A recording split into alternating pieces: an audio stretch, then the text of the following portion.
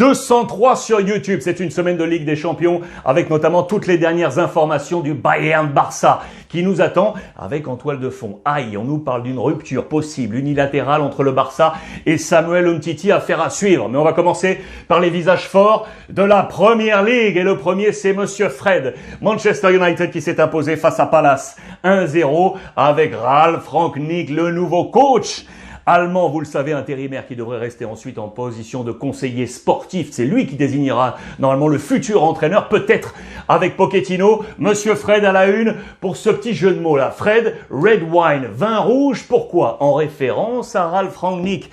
2011, il est alors le coach de Schalke. En 2011, il vient sur la pelouse de Manchester pour une demi-finale de Ligue des Champions avec la formation de Schalke. Il se fait balayer 4-1 dans le protocole. Il y a un échange entre les coachs, Alex Ferguson à Manchester et lui pour Schalke, et on trinque avec du vin rouge. Il en parle aujourd'hui avec un souvenir d'amertume. Il veut effacer cette amertume de vin rouge à Manchester pour trinquer aujourd'hui avec Fred. Voilà qui fait du bien à United, qui veut remonter cette pente du côté de la Première Ligue. L'autre visage fort pour moi, il est toujours à Manchester mais à City, c'est Bernardo Silva, les amis. Golden Silva, il est l'homme fort vraiment depuis plusieurs semaines maintenant du côté de la formation de Pep Guardiola. Très bonne victoire pour City. Silva adds different dimension for City. Il donne des dimensions différentes à City. Son volume est immense pour Pep Guardiola qui ne veut pas encore regarder le classement, mais City va aller chercher ce titre bien évidemment.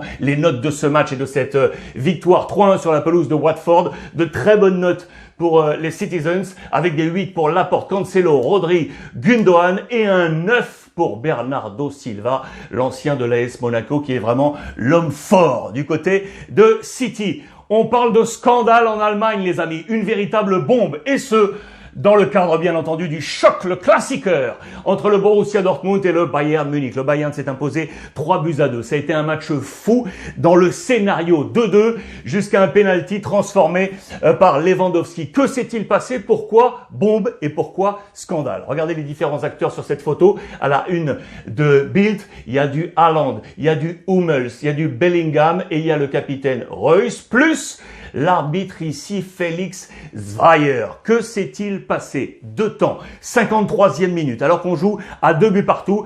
Un penalty qui semblait évident ici de Hernandez, le français, sur Reus, justement. On est à la 53e.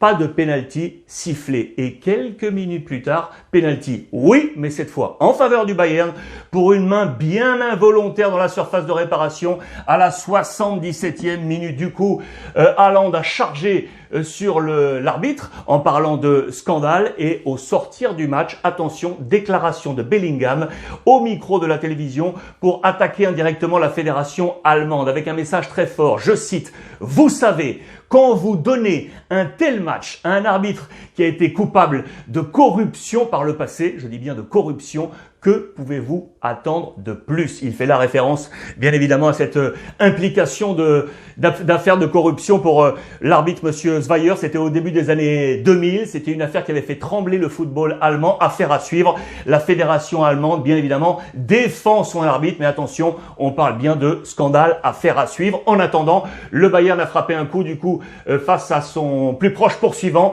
4 points maintenant d'écart entre les deux formations. J-1 Ligue des Champions, les amis. J-1 pour le Paris Saint-Germain qui va affronter Bruges, et on a des doutes du côté de la presse française aujourd'hui sur le jeu du Paris Saint-Germain. Regardez, on s'inquiète de ce jeu dans les colonnes de l'équipe notamment. Pochettino est à l'heure des choix. Paris n'a jamais semblé aussi peu convaincant depuis un bon moment, et on s'interroge bien évidemment sur la gestion autour de Pochettino. Stabiliser des joueurs à leur poste, voilà les ambitions. Passer peut-être au 3-4-3. Il y a plusieurs solutions qui sont évoquées. Durcir le ton envers certains joueurs peut-être. On parle d'analyse, on parle de diagnostic. Également dans les colonnes du Parisien aujourd'hui en France, le terme d'autopsie, vous le voyez, de cette période un peu négative.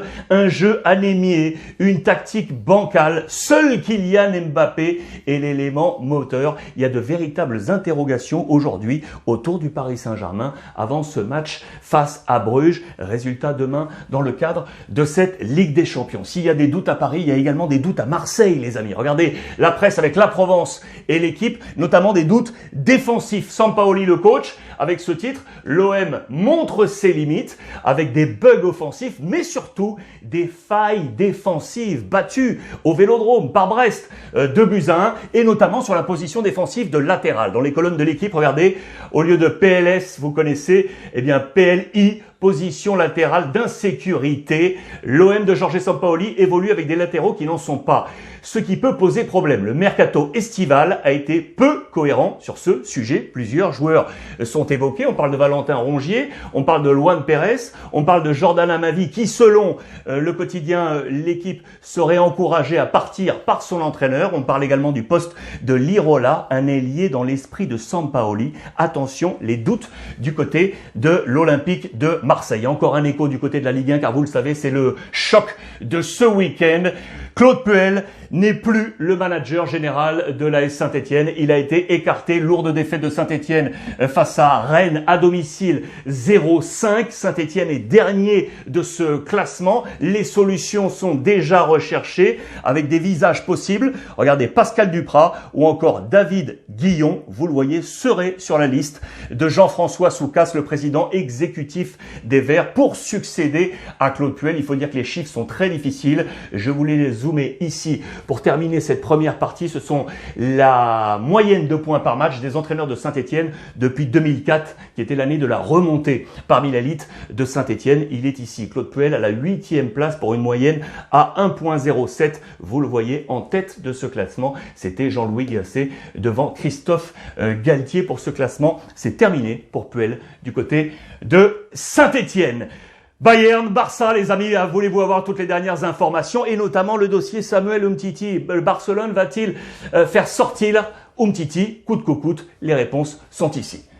Le Barça tout d'abord, les amis, qui a pris une petite gifle ce week-end avec la première défaite de l'ère Xavi. C'était à domicile pour un gros coup de frein. Vous le voyez, regardez l'attitude de Xavi. 1-0 à domicile face au Betis Séville avec Memphis Depay, avec un coup de bâton sur la tête avant la grande finale. La grande finale, c'est le match face au Bayern, bien évidemment, parce que le Barça, en cas d'échec, pourrait bien être éliminé de cette Ligue des Champions. C'est une grosse affaire. Ça, c'était la presse d'hier. Voici la presse d'aujourd'hui, parce que maintenant on veut aller dans l'optimisme et on veut croire en lui, le sauveur. Peut-être Dembélé, il est entré en cours de jeu face au Betis. Il a été le véritable agitateur de ce match, sans pour autant être in fine décisif, mais c'est peut-être la solution Dembélé. On a foi en lui, vous le voyez. Il y a un double jeu là, parce qu'on est également dans une renégociation de contrat.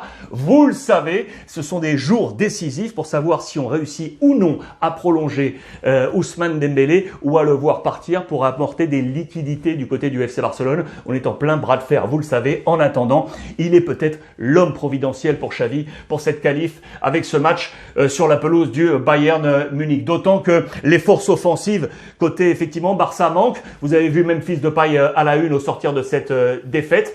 Memphis qui avait parfaitement débuté cette saison, beaucoup d'espoir passé en lui avec des buts marqués match après match dans ce début de saison pour l'ancien Lyonnais.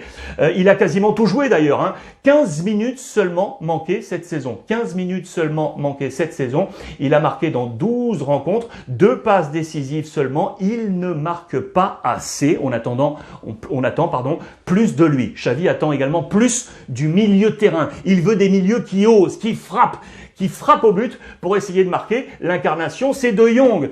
Vous le voyez, on attend qu'il frappe davantage. Ça fait 3 saisons qu'il est ici et on attend une influence un peu plus forte sur le jeu du FC Barcelone. Il a marqué qu'une seule fois. On attend que ses milieux marquent. 4 buts seulement inscrits par les milieux de terrain du Barça. Il en est l'incarnation. C'est une force attendue pour ce match face au Bayern Munich. Les dernières infos d'ailleurs du Barça encore. Gavi qui avait pris un choc à la tête. Le ballon était venu heurter sa tempe. Il était sorti en cours de jeu face au Betis. Protocole sanitaire, passé à l'hôpital ensuite. Tout va bien. Il est OK pour jouer, vous le savez. Mais Ansu Fati, non, pas encore rétabli à 100%. Gavi, OK. Ansu, non. Ce sera encore une nouvelle fois un match particulier pour l'ami Ter Stegen, l'Allemand qui à chaque fois qu'il retrouve son territoire, on parle bien évidemment de sa position de numéro 1 ou de numéro 2 à la tête de la Nationalmannschaft, la bataille avec Neuer. Il devra d'ailleurs se battre pour avoir une place en sélection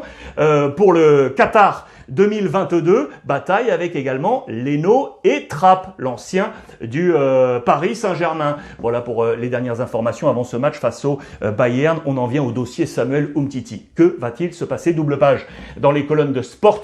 Voici ce qui se passe. Alors, sprint a las bajas tras Múnich. Ça veut dire qu'après le match face à Bayern Munich, on va accélérer pour faire sortir des joueurs. Barcelone a besoin de liquidité. Il y en a plusieurs. Vous le voyez, on parle notamment du gardien Neto. Il y aurait des solutions pour le voir sortir. De Jong, qui était un choix de Ronald Koeman, il n'aura jamais convaincu. On parle de pistes du côté de la Turquie et des Pays-Bas. Enfin, Samuel Umtiti est ici en numéro 1. Il est le premier candidat à sortir lors de ce mois de janvier. On inclut la possibilité d'une rupture unilatérale de contrat. Vous le voyez, c'est le seul joueur de champ actuellement qui est complètement dans l'ostracisme. 0 minute. 0 minute. Koeman, Sergi, Xavi, aucun des trois n'a donné du temps de jeu à l'international tricolore. Ça va être compliqué. Son dernier match officiel, c'était, tenez-vous bien, lors de la dernière journée de la saison passée. Que va-t-il se passer avec Samuel Umtiti? Va-t-il sortir? Oui ou non? En tout cas, le Barça semble décidé